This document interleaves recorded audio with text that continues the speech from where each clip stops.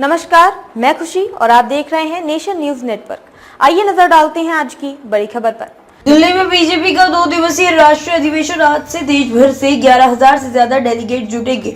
लोकसभा चुनाव में जीत के लिए रोड मैप तैयार होगा। बीजेपी का 2 दिवसीय राष्ट्रीय अधिवेशन 17 फरवरी यानी शनिवार से दिल्ली के भारत मंडपम में शुरू होगा। इसमें पार्टी के देश भर से 11,500 से ज्यादा पदाधिकारी जुटेंगे। राष्ट्रीय कार्यकारिणी और राष्ट्रीय परिषद की इस बैठक में लोकसभा चुनाव में जीत के लिए रोड मैप तैयार किया जाएगा। साथ ही बीते 10 साल की सत्ता के दौरान लिए गए पार्टी के बड़े और निर्णायक फैसलों पर प्रधानमंत्री मोदी को धन्यवाद दिया जाएगा। पूर्व केंद्रीय मंत्री और सीनियर बीजेपी नेता रविशंकर प्रसाद ने कहा कि लोकसभा चुनाव में एनडीए 400 सीटों की जीत के लक्ष्य के लिए देश भर में डेलीगेट भाग ले रहे हैं। 17 फरवरी को फर्स्ट हाफ में पदाधिकारियों की बैठक होगी, जिसमें प्रधानमंत्री मोदी भी मौजूद रह सकते हैं। जेपी नड्डा का उद्घाटन भाषण होगा।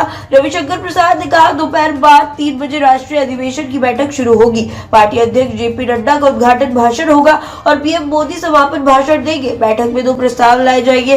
विस्तारकों की अलग से बैठक होगी। 2047 तक विकसित भारत के ब्लूप्रिंट को लेकर एक प्रदर्शनी भी लगाई जाएगी। सम्मेलन के दौरान एक व्यापक संगठनात्मक एजेंडा प्रस्तुत किया जाएगा। और लोकसभा चुनाव के पहले बीजेपी एक बड़ा राष्ट्रीय अधिवेशन करती है। 2014 में लोकसभा चुनाव से पहले भी बीजेपी ने रामलीला मैदान में बैठक की थी, जहां नरेंद्र मोदी का ऐसा ऐतिहासिक भाषण हुआ था कि 30 वर्षों के बाद पहली बार भारत में एक स्थायी सरकार बनी है। इसी तरह 2019 के लोकसभा चुनाव से पहले फिर से रामलीला मैदान में पार्टी ने राष्ट्रीय अधिवेशन किया था और ज्यादा संख्या में जीत के साथ केंद्र में फिर से बीजेपी की सरकार बनी थी। राजनीतिक और आर्थिक प्रस्ताव पेश होने की संभावना। कहा जा रहा है कि राष्ट्रीय अधिवेशन में राजनीतिक और आर्थिक प्रस्ताव पेश हो सकते हैं।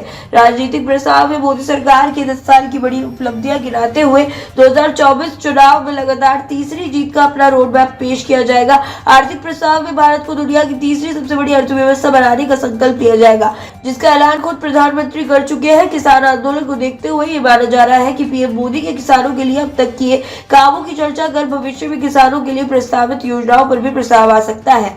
राम मंदिर निर्माण पर धन्यवाद प्रस्ताव। बीजेपी के राष्ट्रीय अधिवेशन में राम मंदिर निर्माण के लिए धन्यवाद प्रस्ताव भी लाया जा सकता है। बीजेपी राम मंदिर निर्माण का मुद्दा जन जन तक पहुंचाना चाहती है, जिसके लिए प्रस्ताव लाया जाएगा। हाल ही में 3 राज्यों में पार्टी की जीत पर भी धन्यवाद प्रस्ताव आ सकता है। साथ ही पिछले साल संसद से पास हुए महिला आरक्षण बिल पर भी धन्यवाद प्रस्ताव आ सकता है। बीजेपी महिला सशक्तिकरण के अपने नारे को लेकर और भी जोर शोर से चुनाव में जाना चाहती है। राष्ट्रवाद का मुद्दा गर्म रखने के लिए बीजेपी अक्साई चीन और पाकिस्तान अधिकृत कश्मीर से जुड़ा कोई प्रस्ताव भी ला सकती है। भारत में आयोजित G20 को लेकर पार्टी धन्यवाद प्रस्ताव ला सकती है। यही वजह है कि इस बार का अधिवेशन भारत मंडपम पे हो रहा है, जिसमें G20 के कार्यक्रम हुए थे। पार्टी अपने नेताओं के जरिए जनता तक मैसेज भिजवाना चाहती है कि पीएम मोदी के नेतृत्व में भारत वर्ल्ड क्लास इंफ्रास्ट्रक्चर और सुविधाएं मुहैया कराने में कितना आत्मनिर्भर बन चुका है। 2024 के चुनाव जैसे जैसे करीब आ रहे हैं, बीजेपी का कुनबा बढ़ता जा रहा है। महाराष्ट्र में शिंदे और अजीत पवार, बिहार में नीतीश कुमार, यूपी में जयंत चौधरी पाले में आ चुके हैं। अब आंध्र में चंद्रबाबू नायडू, पंजाब में अकाली दल से भी बातें चल रही है। सरकार ने एक साथ 5 शख्सियतों को भारत रत्न देकर भी चुनावी समीकरण साधने की कोशिश की है। इसके अलावा पीएम नरेंद्र मोदी दक्षिण भारत के मैराथन दौरे कर रहे हैं। खबरों में अब तक के लिए बस इतना ही। फिर होगी आपसे मुलाकात ऐसी ही एक बड़ी खबर के साथ।